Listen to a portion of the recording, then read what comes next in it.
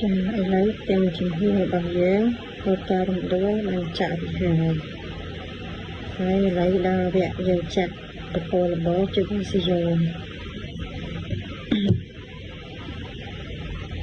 ហើយចំពោះស៊ីយ៉ូនេះ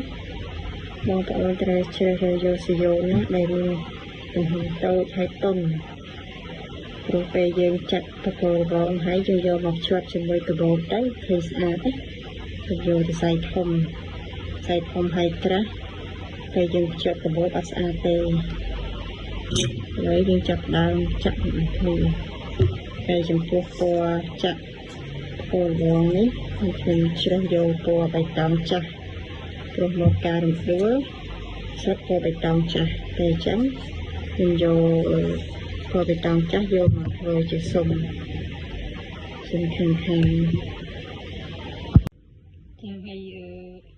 មុននឹងយើងចាក់បកលរបស់យើងត្រូវចូលស៊ីយ៉ូមកយកមកវាស់ជាមួយទាំងកាបូបយើងវាស់វាឲ្យវាប៉ិនទាំងកាបូបយើងណា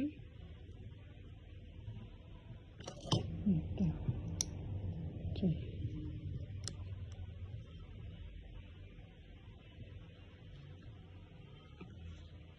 ាហើយយើងវាស់ណាយើងដាក់ស៊ីយ៉ូយើងឲ្យស្របជាមួយកាបូបចឹងឲ្យស្របជាមួយកាបូបរហូតហើយយើងបបាក់នេះយើងយកណាអាកាត់ទាស់មួយយកមកទាស់វាកុំឲ្យវាចេះតែបួក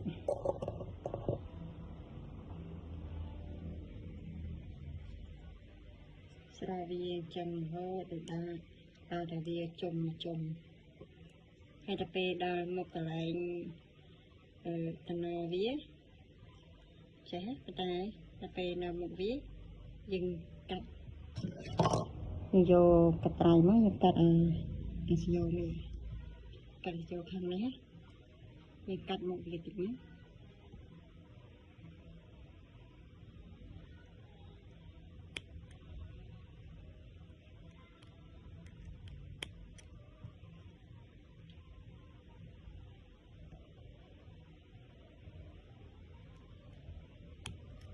កាត់ឲ្យវារៀងវែងតិចទៅបានតែកុំឲ្យវែងពេកហើយកុំឲ្យខ្លីពេកកាត់ឲ្យវាយើងយកពីទៅមកវាចេះហើយយកចំនេះចាឥឡូវនេះខ្ញុំបានកាត់ស៊ីយ៉ូនោះចេញខ្លះហើយមកនេះវារៀងធំហើយកាត់វាចេញខ្លះហើយឃើញថាវារបងជាមួយទាំងកាបូបយើងណាហើយមកតំណវាតែវាជួបគ្នានឹងដូចខ្ញុំប្រាប់អញ្ចឹងយើងកាត់ស៊ីយ៉ូអានខាងនេះយើងកាត់វាឲ្យវាចាហើយនឹងស៊ីយ៉ូយើង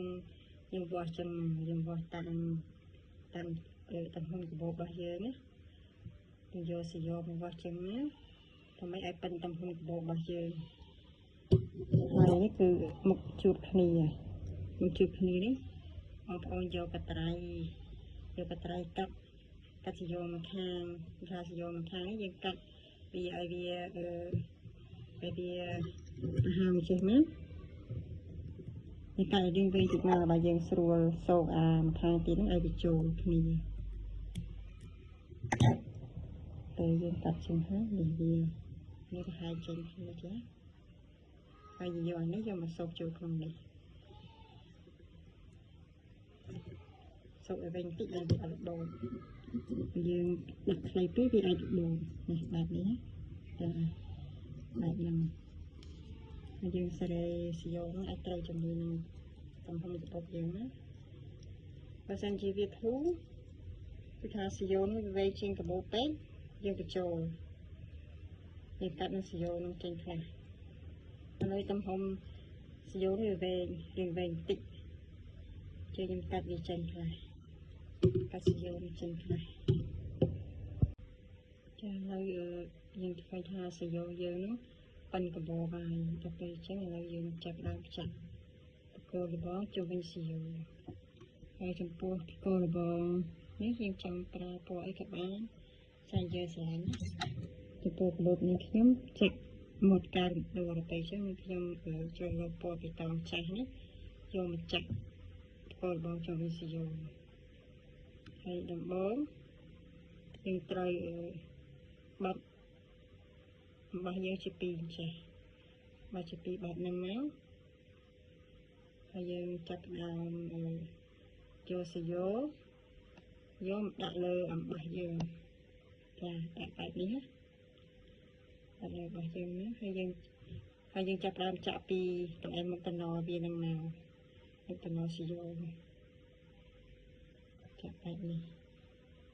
យើងទុកកន្ទុយនេះឲ្យជាប់កុំឲ្យវាបូតកន្ទុយតែបូតកន្ទុយប្រវាក់ចាក់ចាយើងទាញមកហើយយើងចាប់ផ្ដើមគួតយើងវត្តវាមួយចាតែវាមួយទេចាំបាច់ទុកកន្ទុយនេះជាប់ហើយយើងចាក់បន្តរហូតមកចាក់បន្តចូលទៅសាយោនឹងអីរហូតដល់ត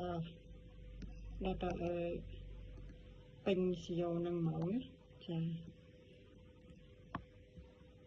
គឺយើងចាក់បែបហ្នឹងគោលរបស់គឺយើងចាក់បែបហ្នឹងចូលវិញសាយោ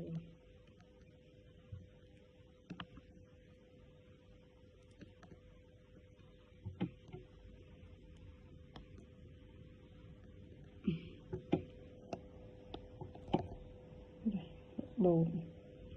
ទៅពេលសាយោវានេះទៅវាចាប់មកបូតយើងប្របាក់ចាក់បន្តិចសាយោយើងទុនពេកចូលពេលចឹងវាប្របាក់ចាក់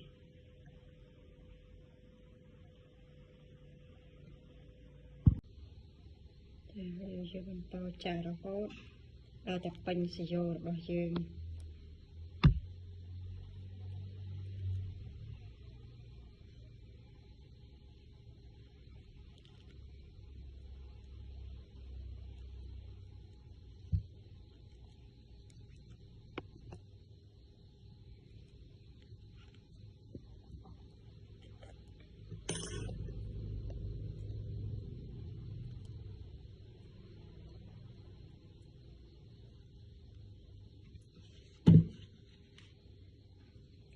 បងប្អូនចាក់ពេញសាយោនេះរហូតដល់ពេញសាយោរបស់យើងណាហើយបានយើងយកទៅផ្គុំជាមួយនឹងផ្ទាំងកាបូបរបស់យើងណា